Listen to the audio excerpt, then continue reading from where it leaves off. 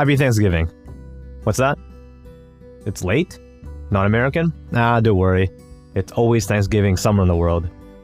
In this week's episode, we're going to talk about JRPGs. Are they actually bad? And Death Stranding doesn't deserve Game of the Year.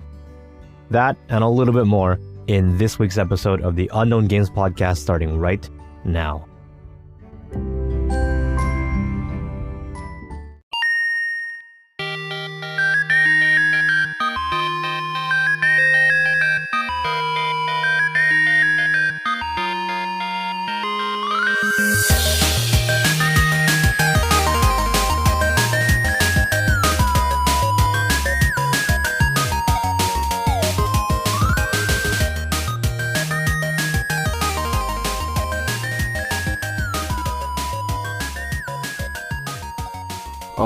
Welcome to episode number 12 of the Unknown Games podcast. Everyone, thanks for tuning in and joining. This is a podcast about games and a little bit of life in Japan, plus the occasional McDonald's and fast foods, the offerings from the land of the rising sun. I'm your host, Adrian, and I am joined today by my number one person who's always on the show, Alex. Me, Alex. What's up? Hey, that intro was kind of awkward. It made it seem like we were lovers. My number one person, always on the show, Alex. I mean, you are the number one person on the show, though. Yeah, thanks. We should do a ranking. Do a Twitter poll, like who's the best, and then it turns out it's just like there's only one option. I mean, we've had guest hosts. Yeah. We've had guests, we've had some guest hosts. We had guests, yeah. It's possible to, it's possible. You could come in second. That's true. Maybe let's not do the poll then, to protect my feelings. To protect your feelings, to protect our, now I'm just slipping. Okay, anyways, everyone. It's a good day. It's a good week. It's Black Friday here in the US, and I believe it is not Black Friday in Japan. I don't know. No. Weird things are happening. Black Saturday. Dude, that sounds insane. Black Saturday? I almost thought about like Black Sabbath. That's a band. That's completely different. And Black Saturday does still sound kind of awesome. How was your Thanksgiving, I guess, if you want to talk about that a little bit? Tell our non-American friends what it's like to be an American and to have a Thanksgiving meal. Well, that's a good one to talk about, I guess. Yeah, I mean, so I got to give a shout out to our Costa Rican friend who's listening potentially, and that's still America, though. That's still America. I listen to myself, but anyways, yeah, for everyone listening around the world, we're always glad to have you tune in. And yeah, so Thanksgiving this year, it's the first time I've been home for Thanksgiving in about, 5 years or so. And I have to say that it was amazing. I mean, like, not gluttonous amazing, but I mean, I could have gone overboard. We had, green beans, pinto beans. There was, of course, the turkey. We also had smoked chicken and like a lot of other Southern foods. Cornbread was on point. Everything was so good. And the best part is you can always take some home. I mean, a lot home. I mean, like 3 or 4 days worth home. Yeah, I get the impression that they just kind of make a lot of food, too much food, essentially. You didn't have it at your house, right? You went to a relative's house? Yeah. I went to my cousin's house, and like all my aunts and their families came over. It wasn't as many as usual, but, solid 10 to 15 people, which is, I guess a lot. And everyone brought their own kind of dish that they're either used to bringing. I mean, everyone usually brings a standard dish, usually, and unless someone mixes it up. My mom's been bringing boiled corn for the past, 15 years. Okay. Just like that's her specialty dish, or? That's her specialty dish. I don't want to diss my mom, but I mean, okay.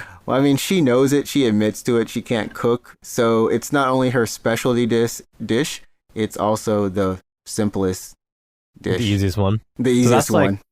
That's for me, like, going to a potluck. I didn't go to a lot of potlucks as a kid, but I don't know why. But whenever I went to a potluck, there would always be the one person who was just like, "Oh, I don't care. I'm bringing a bucket of KFC." There's always the one guy. What, like KFC? I mean, KFC. Okay, so we're not even into the holiday season in Japan completely, but KFC is legit. Like, well, hold up, not. I want to say legit. What I want to say is KFC is a big deal in Japan during the holidays. Well, at least for the holidays. Okay, I just want to just say this right now. I hate KFC in Japan. I don't like it. What? Why?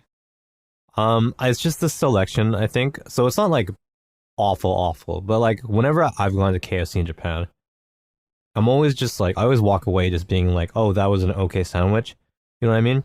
It's weird. I know that fast food is always fast food, and I'm not trying to argue that fast food is, restaurant great or anything, but I just like KFC way more back home. I'll always be like, oh, that was bad for me, but I enjoyed it. Like I'll have a double down or something.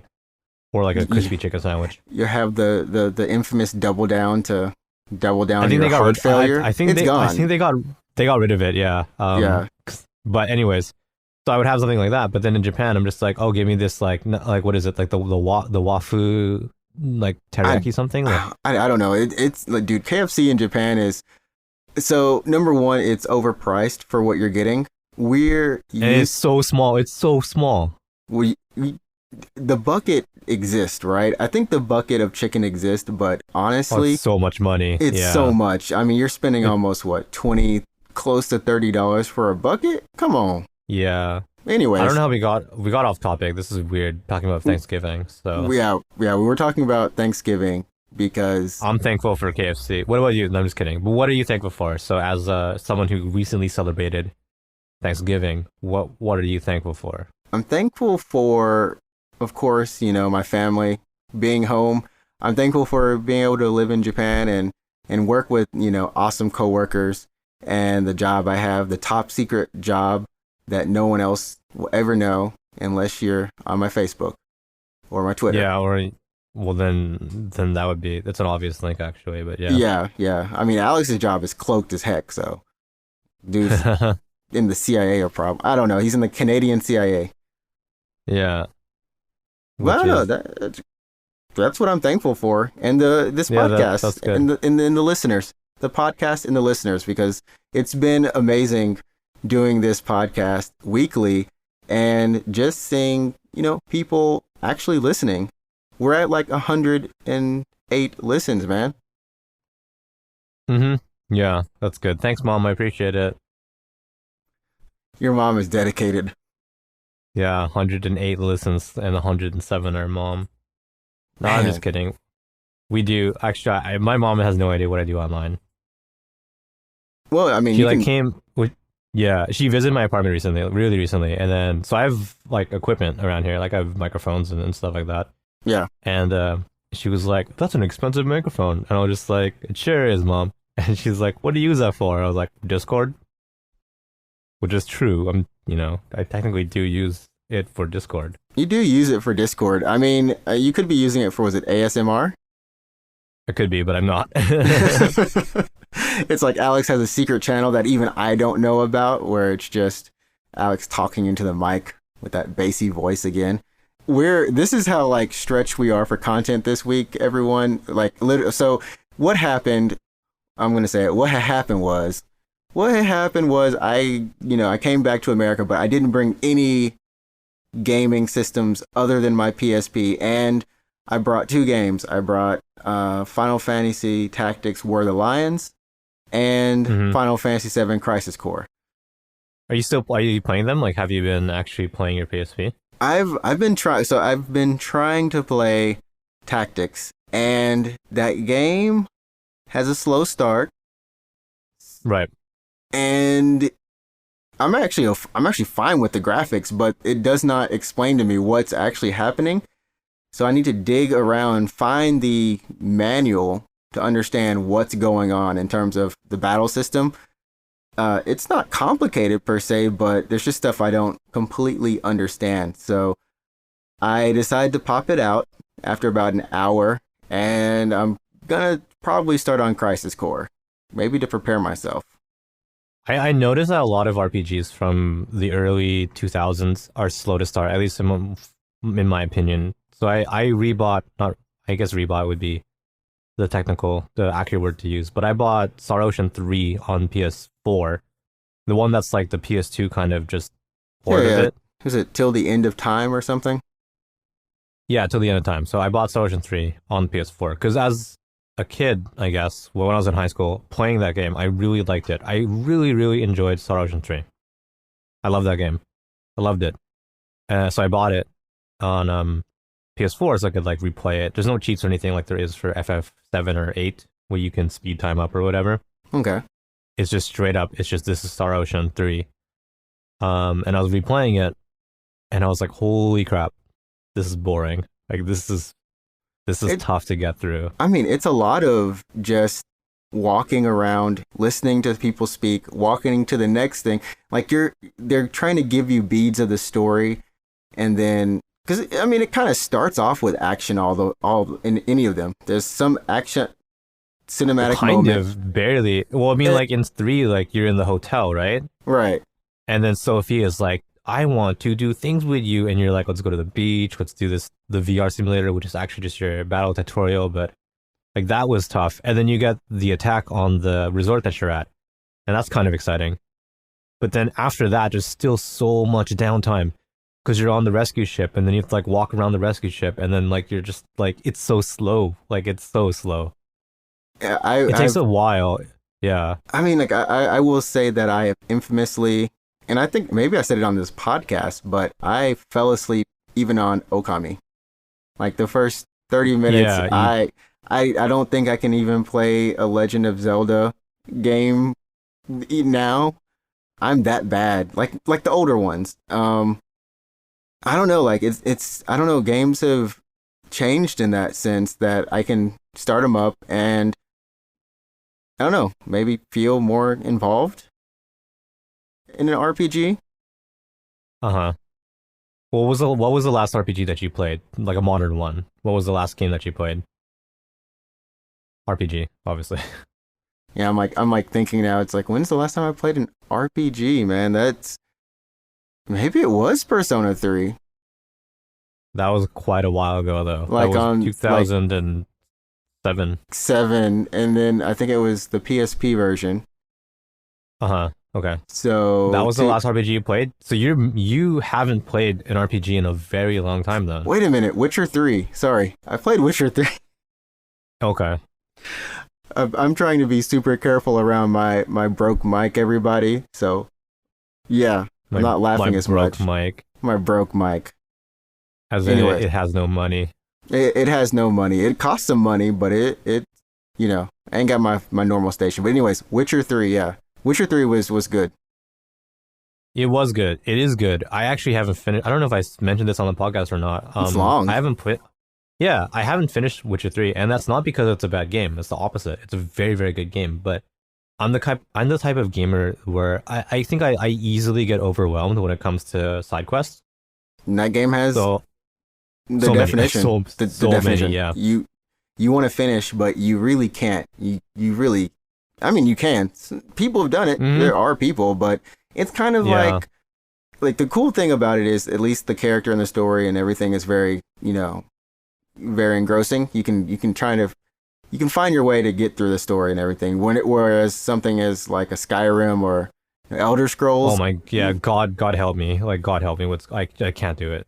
Stop it. It's just done. Like, oh, I got lost 30 hours in and I just decided finally to stop. I've done side quests and I not even touched the story. In game, done. Yeah, but I mean, I was hooked on Witcher 3 and I would do a bunch of side quests and then like in your log or whatever, it's just like, it kind of tells you if the quest is worth your time based on your current level. Right. And then there are like quests that I was intending on doing, but I was in the middle of some other quests. And then by the time that I got around to those quests, it's like, oh, it's not worth your time anymore. And I'm like, well, okay, but like I wanted to do it and I could do it, but the rewards are just so bad that it really actually isn't worth my time. Yeah, it's, you know, open world games for me, I have a similar problem with that you have, that it's just so overwhelming. If it's if it's something a little bit more controlled, like contained, I guess, where it's just go do this X amount of times, go do these kind of collectible tasks. Those I can wrap my head around and do pretty So like easily. an MMO, like a fetch Yeah, quest then? like fetch quest almost, but when it's they're full on stories, or full, actual side stories. And that's one thing. Oh gosh, I tried to play a good bit of the original, like the first Xenoblade, Mm-hmm. The one on Wii, right? the one on Wii. And my goodness, that game has stupid amounts of fetch quest and side story fetch quest. Like it's overboard. Like anyone who's played that game knows it's on another level Yeah, completely. I actually didn't play it actually. Because that came out near the end of the Wii's life cycle in America, Right. North America. The fight, Um, Project Rainfall. Project Rainfall, which is pretty impressive that it actually, that game actually did come out in English. So it came I've out got on the Wii, right? Yeah, on the Wii. Near the end of the life cycle. Was it 2009? It 8? had to be 2009 or 10 because I remember getting it before I went to Japan, I think, or after. So Yeah, yeah, 2000, no, no, 2010, 2009, 10, yeah, somewhere. me too. Yeah, because I got it on the Wii, and then I like left for Japan. I didn't play it, and then I came back, and I was like, I don't really want to play this anymore. I will And then there say, was, oh no, yeah, continue. well, there was the then after like recently, like 2, 3, 4 years ago, there was the 3DS re-release for Xenoblade One. Right. That was new 3DS exclusive. Oh, dude, yes. The Yeah, one, which I like, think, one or yeah, two games that were actually new 3DS exclusive, just like the DSi. right, I know you, right. Nintendo. Right. So there was like that was the one game that was new 3DS exclusive. And at the time I didn't have a new 3DS. So I was like, guess I can't play it. And then eventually I did get a new 3DS, but then I was like, but then the same problem happened where I was just like, I'm not really into this anymore. I'm okay with not playing it. And then Xenoblade 2 came out on the Wii Switch. Sorry, The Wii the U. Switch. Wait, Wii U, right? Xenoblade. No, you're talking about Xenoblade Chronicles X was Wii U. Oh, And okay, then yeah, Xenoblade okay. 2. Yeah, Xenoblade 2 is Switch. That's right. Is it, So wait, has it actually come out yet? It's coming out, right? what is? Xenoblade 2. Oh my goodness, dude. That came out a long time ago. That came out a long time ago. I've like blocked that series from my mind, I guess. Apparently it's just, Yeah. it's dead to me, and I'm just, we Yeah, I talked don't care about. about Blade. I don't care about Blade. Give me Saga. Give me Saga. Give us our Give me remake. Saga. Give us our remake. If you can make all these other mobile games. Anyways, sorry. This has nothing to do with mobile Yeah. games, but I'm just saying we express our opinions very much so on episode, I don't know, 2 That or was like so. the second episode, yeah. Yeah. We want that But Saga back. We want the Saga. it's RPGs now. I've like at least for JRPGs, I believe they're getting way better about it, but some of them are just slow to start, and they're tough to play through. Honestly, to go back and play them. I would say, like, out of all the current JRPGs that you might have played or kind of want to play, like, do you have any recommendations for me outside of Persona? What like how anything released in the last 10 years is go like what like the last 2 years like or any RPG. Okay. Well, we can go like the last like 3, 5 years. I mean, you can go to 10 if you want, but just relatively recently Um, if you want to. yeah, other than Persona, right? Other than For sure, Persona. Near Automata, like no question. Okay. Okay. That's like a hard recommendation. That's so good. Okay. Tales of Berseria, I gotta remember this is Berseria with the B, not yeah. not Vesperia, no, but Berseria. So yeah, Tales of Berseria, Near Automata, and let's see here. Um, I don't know. You might like Ease actually, so I would go ahead and start with Ease 8. Okay. So there is a story for Ys. They are connected, but I wouldn't sweat it too much. Like, don't really worry about trying to play Ys 1. And I actually maybe don't recommend it. So just start with Ys 8. You'll be okay. Okay. And I don't know, dude. I think those are the games that I've genuinely enjoyed in the last couple of years.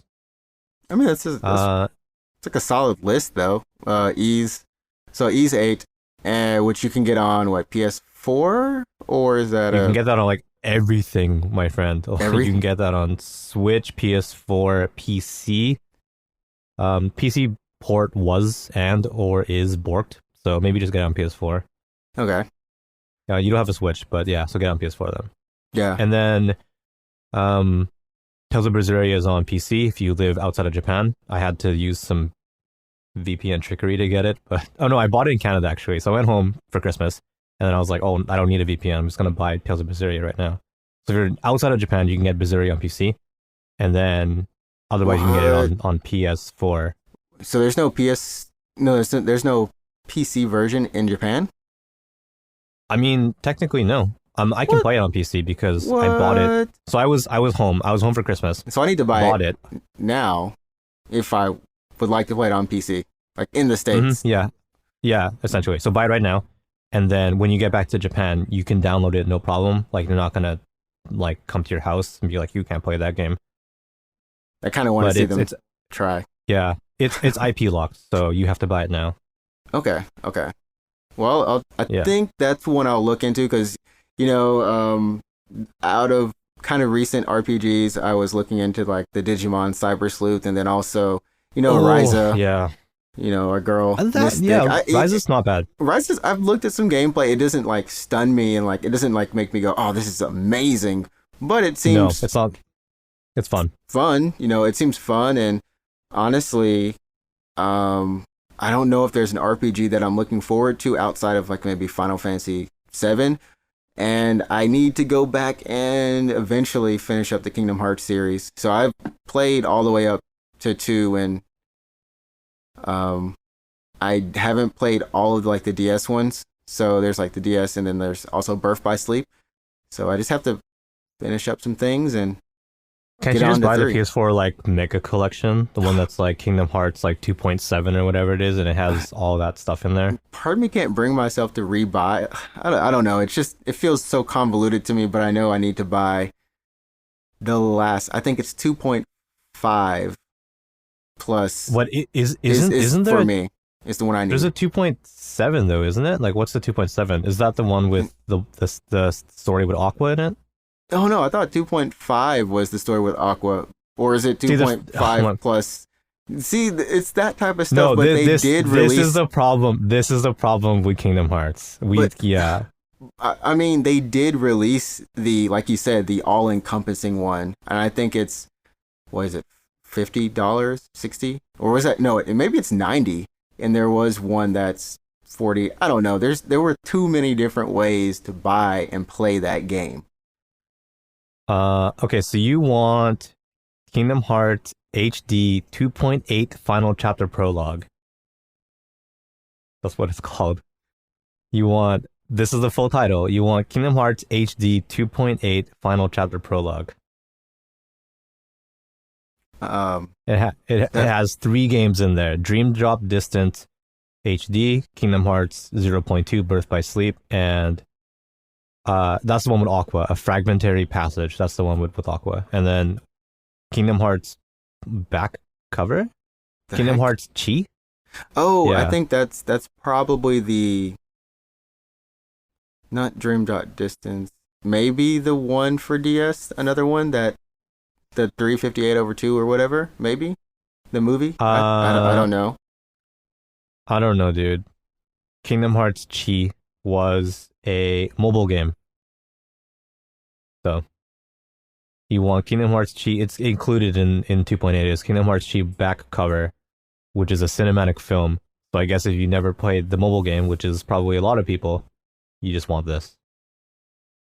I feel like that's a history class. There needs to be an award for most convoluted story, Metal Gear, Kingdom Hearts, I don't know. Metal Gear, What else?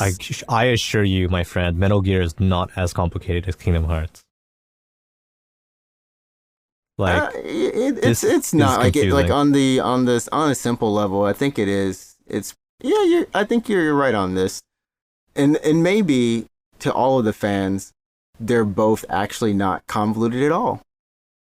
maybe I'm not a Kingdom Hearts fan, but like, if I were to explain, if someone was just like, "Oh, I want to get into Metal Gear, where do I start?" and I'm like, "Easy peasy, play them in order: 1, 2, 3, 4, 5. That's it. That's it. That's it." And there you go, everyone. Alex's advice on how to play Metal Gear Solid and understand it. Play them in order: 1, 2, 3, 4, 5. Well, then it's okay. So sorry, it's 1, 2, 3, 4, Peace Walker 5. That's it. You don't need to play Peace Walker, but I highly recommend you it play before going into Peace 5. Walker. Well, because you played, I don't know, I think you played a little bit of 5, but like 5 starts with the destruction of Mother Base, and you'll be like, why does Big Boss have an army? Like, where did that come from? Peace Walker explains it. That game is so good. Peace Walker is so good. I need to see. There's so many games I need to play. You never played Peace Walker? I own Peace Walker. I'm afraid of owning it twice. God. That's my thing. No, but yes, you played it, right? I started it on PSP. Oh, it's so good. It's so good. Even on PSP, it's so good. Yeah, I like the good thing about PSP is that thing is still such a good system. Like every time I put it in my hands, I'm like, it's just so good. I don't know. I have really good memories of my PSP, but we're actually closing in on 30 minutes somehow. I don't know. Yeah, most of that was complaining about Japanese KFC and then JRPGs, I guess. Thank you for staying with us. We're going to take a small break, and when we come back, we're going to talk about some wonderful stories in the world of gaming for you. Yes. We're out. See you on the other side.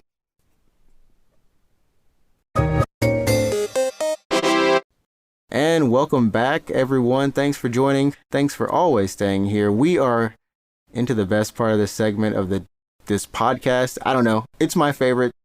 News. Is that the theme for news? It's going to change every week. I mean, we can standardize it or we can just keep it random. Okay. Alex is like, you fool. You do what you want. Yeah, you do what you want. You do what you want. Eat your chicken and turkey while you're over there in America. Savage. So anyways, yeah. The Game Awards, as we know, Mr. Jeff Keighley, him and his posse are rounding up some good games to nominate.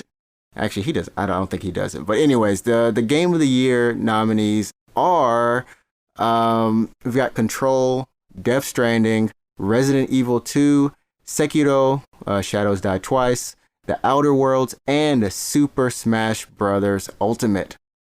Alex, what do you think of the nominees, and who do you think's going to get it? And of course, we have the number one quote controversy in this. Death Stranding being a game that Mr. Keighley himself is in. Yes. Right. So I don't know. What do you think? Well, I think. Well, just start with the controversy. Let's say, that was my question as well. So when I saw Jeff Keighley, his likeness at least in Death Stranding, I was like, the Game Awards, right? Because I know him and Hideo Kojima are good friends, actually. They're best buds. Yeah. So the fact that he's in the game, is Death Stranding, like, are they still gonna get nominated for Game of the Year?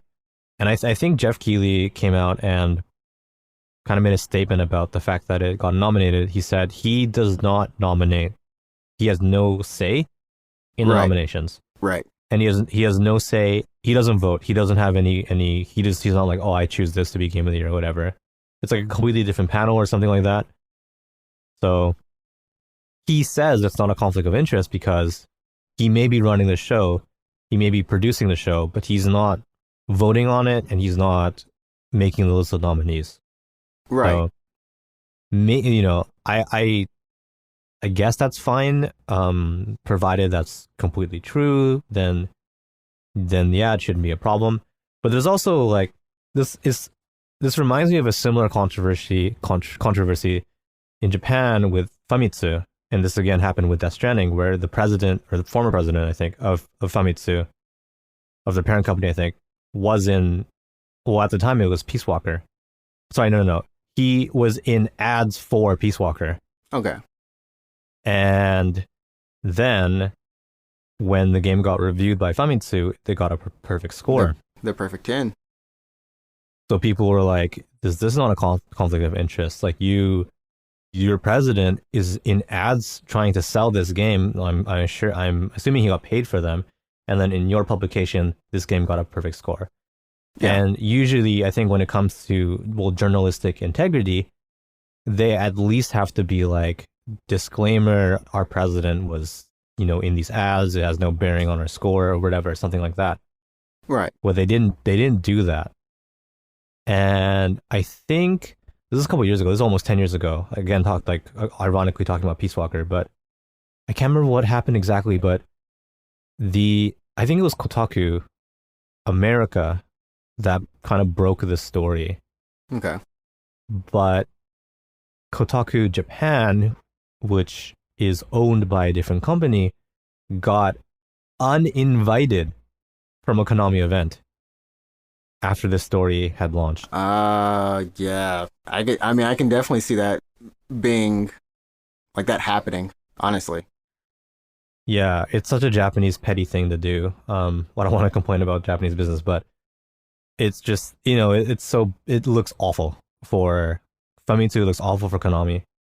For, Kotaku just like, hey, this is probably a conflict of interest, and then they just got like blacklisted by Konami after this story. And not even that, they like blacklisted like the wrong Kotaku. Because Kotaku Japan was not, they translated the story and they published it. But yeah, but it wasn't them who wrote it, Yeah, they didn't write it, right. So, it's one of those things, and I'm catching myself saying it's one of those things so many times, but I have no real issues since he's come out and said, he doesn't have a part. It's the journalists,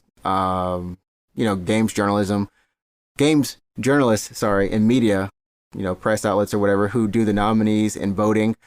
So I can't really, like you said, it's either true or not in terms of if he has any power or say over it. My real issue is that Death Stranding literally isn't even a month old. Is it even a month old by the time the Game Awards come out? Like, how can this be game of the year? Like, Control. I agree. Control is, I think, a little bit ahead. Maybe October, September. I can't remember. It's not that much more, but it isn't like less than a month. You got Resident Evil 2 that was earlier in the year, Sekiro as well. The Outer Worlds is also, you can say, that's new. That's pretty new, in a similar time frame. And then you have Super Smash Brothers, which was, of course, earlier in this year, in the spring. So you can see how they have it divided up into kind of old, as in earlier this year, and then new. Yeah, it's almost not fair, and I feel like they should be doing it the way that like I think the Academy Awards does it, where if it's just too late in the year, it gets rolled over to next year. I think that's it's and like let's say, just for argument's sake, what if a huge game came out last week? What if Death Stranding came out last week instead? Would it had still gotten the nominee? And like I don't think it should have. We don't have time as a community to really digest this game completely, to like really, finish the game and sit down and then like really think about, was this game, game of the year material? I'm not arguing it's a bad game. It's a good game, but is it game of the year? Is it game of the year? And I know, there's certain games that'll grab us, immediately when we play them, and they make us want to replay them, or the second time we do play them, or even the third time, we notice more and more, I don't know, the kind of the characteristics of the game, what makes them more appealing, what makes it something that is game of the year, or even on that initial, it's when people played Breath of the Wild for the first time, that first time they got into the game, and it just everything that hit them, and I'm sure that's more for you than for me. I'm just assuming it kind of felt that way.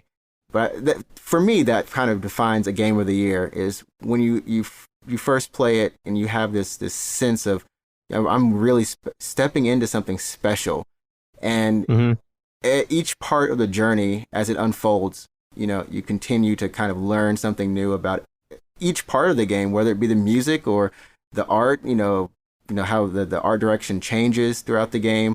All these things, I think make for game of the year material. And like you said, sometimes that can't be digested on the first playthrough. And especially with games being more of a social experience now, it just, I don't know.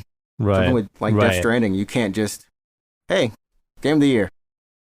Excuse me? It just, it's so it's too close to launch for me. I think games, for me at least, games that I would consider to be game of the year, leave a lasting impression after I'm done it. And I haven't really felt that way for a lot of games in a while. I think for me, it still has to be Nier Automata or Persona 5, where the game has ended, but I'm still like thinking about it. And to me, that's game of the year material. So I'll be straight up. I'll be honest with you. Looking at this entire list right now, I've only played 2 games, Death Stranding and Smash Bros. Ultimate. I have not played any of the other games.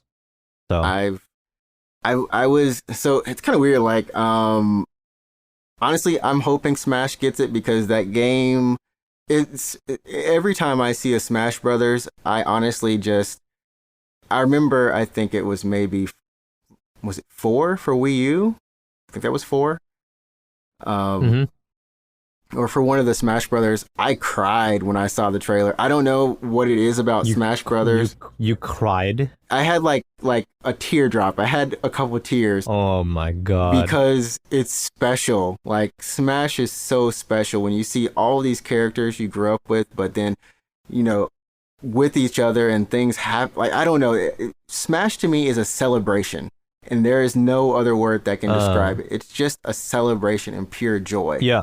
And Ultimate is the max, like the climax. I don't know if they should ever do another Smash after it. Just keep copying it for the next system. I don't know, but it's just a celebration, and there's so much love into it.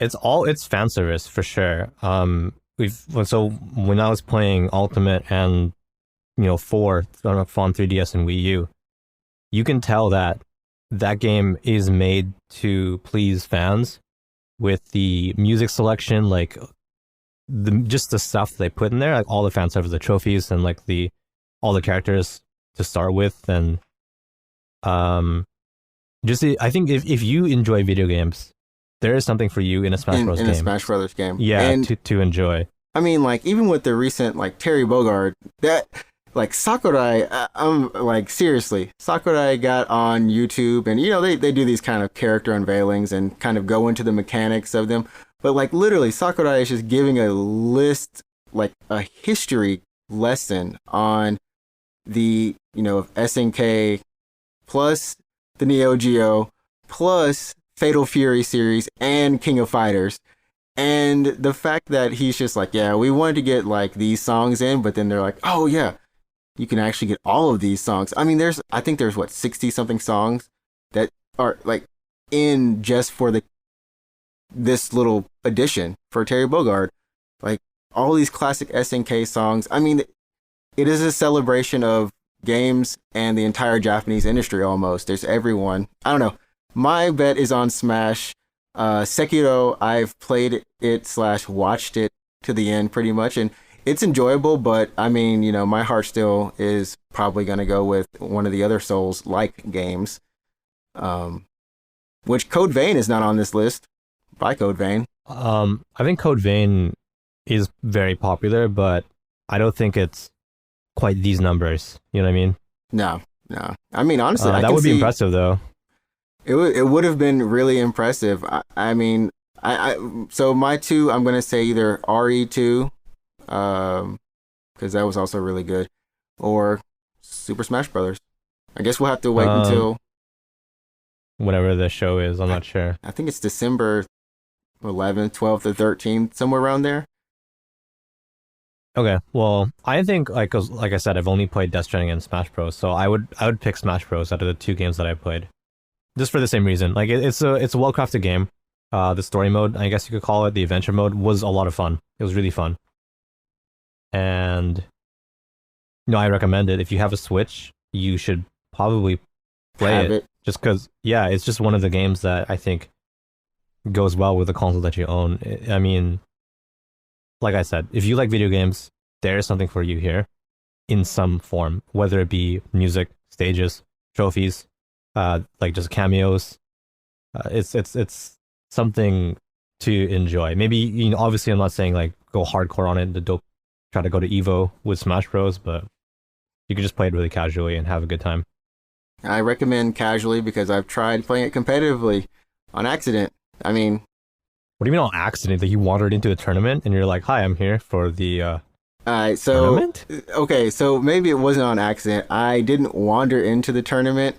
I participated in a tournament back in college, and I did not realize that like the top Smash players in Alabama and some of the surrounding states were there. And I just got juggled. Like, I got juggled.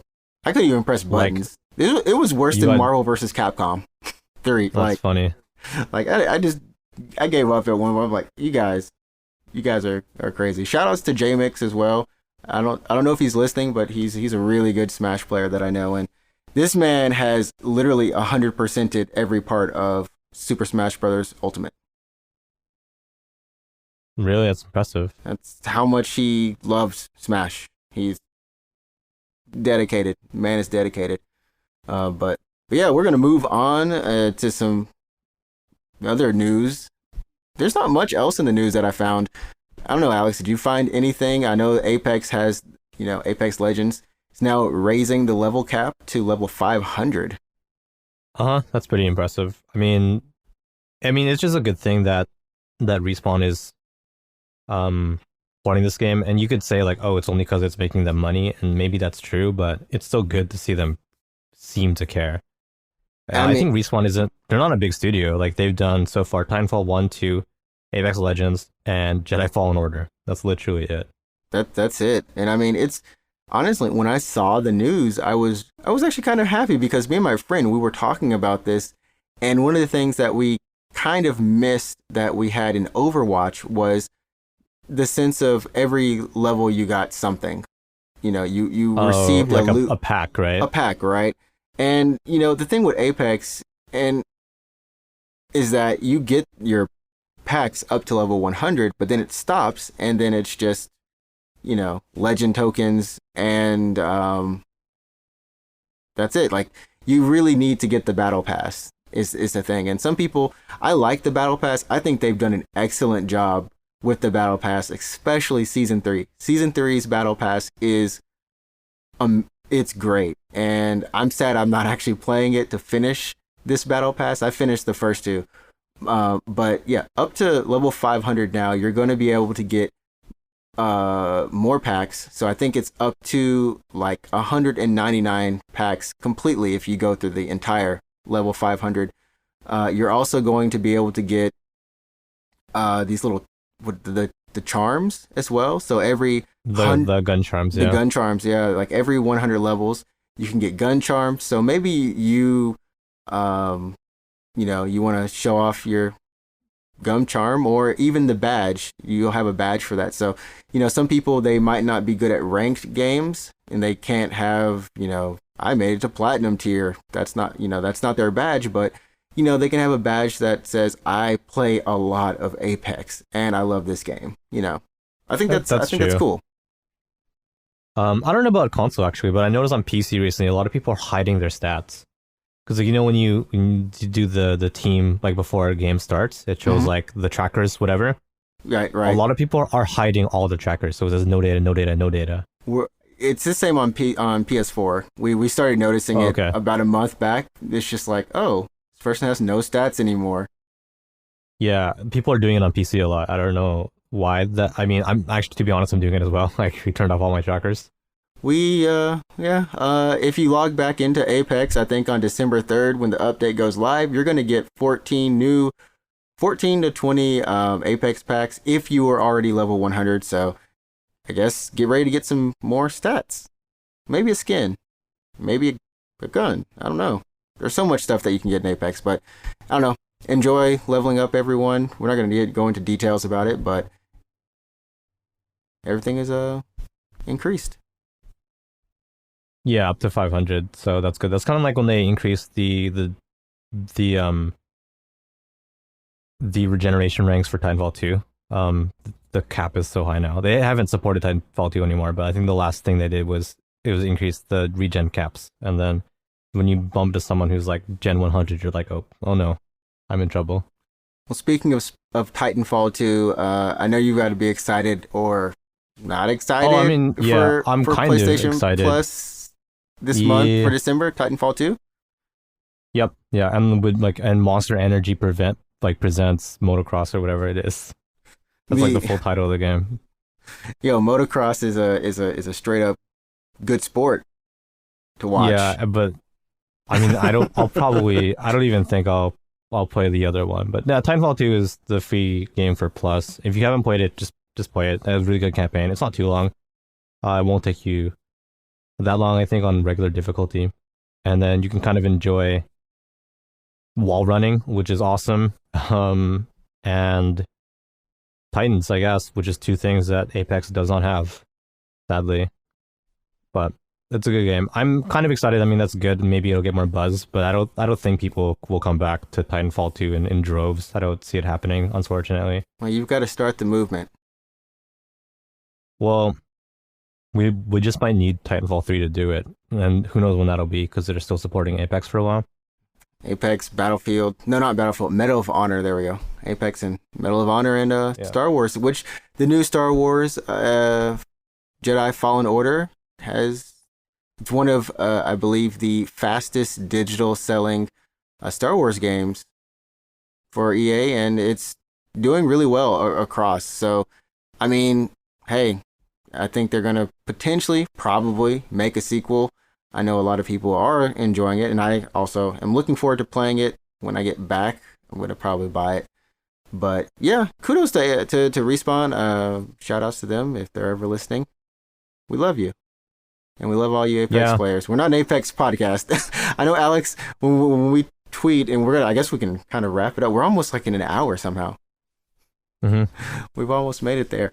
But yeah, we're not an Apex podcast, but we do love the game. We do love, a lot of the Respawn games, and we want to try to, I don't know, just talk about what we love every once in a while and continue the ball rolling. I don't know. Anything else?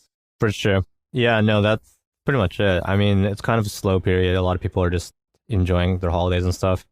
Black Friday's upon us. I mean, hopefully you guys can get some good deals. Whether that be games or gaming related stuff. You might be able to get a console if you don't already own a Switch, for example. Steam sale's still going on for a couple more days. A couple stuff on my wish list is on sale. So I woke up to an email from Steam and they're like, hey, your wish list is on sale. I'm like, oh, so it is. So I don't know, get some games and then don't talk to your family. That's the way that I enjoy my holidays. There you go. That's an expert advice. Get your game on. Make sure that you're doing everything you need to do to enjoy your Black Friday and Cyber Monday sales deals. That's it. Although by the time you hear this, it'll be over. It'll be over. So. By the time you hear this, it'll be done. But yeah, that's going to do it for us this week. And of course, you can follow us on Twitter at UGP_cast. We're also now on YouTube. I don't know how to say the YouTube channel other than just put it in show notes. That's it. Yeah, I'll put it in the show notes. We're going to be uploading episodes there all the way up until the current episode, which, we hope you'll actually subscribe, leave a like. Also, I don't know, leave some reviews. leave a 5-star review on iTunes or any other podcasting service, which you can find us on Spotify, Anchor FM, or iTunes, Google Podcast, Overcast, any of those major podcasting apps. I believe that is it for the spiel. Do you have anything else? Nope. I don't know. Have fun, play video games, and take it easy. All right, there we go. And once again, everyone, thanks for joining us, and we'll see you next week for episode 13. You guys are awesome, you guys and girls, and thanks for the follows and likes on Twitter. We will catch you again next time. Until then, remember, you set the tone and enjoy playing games. Peace. Peace.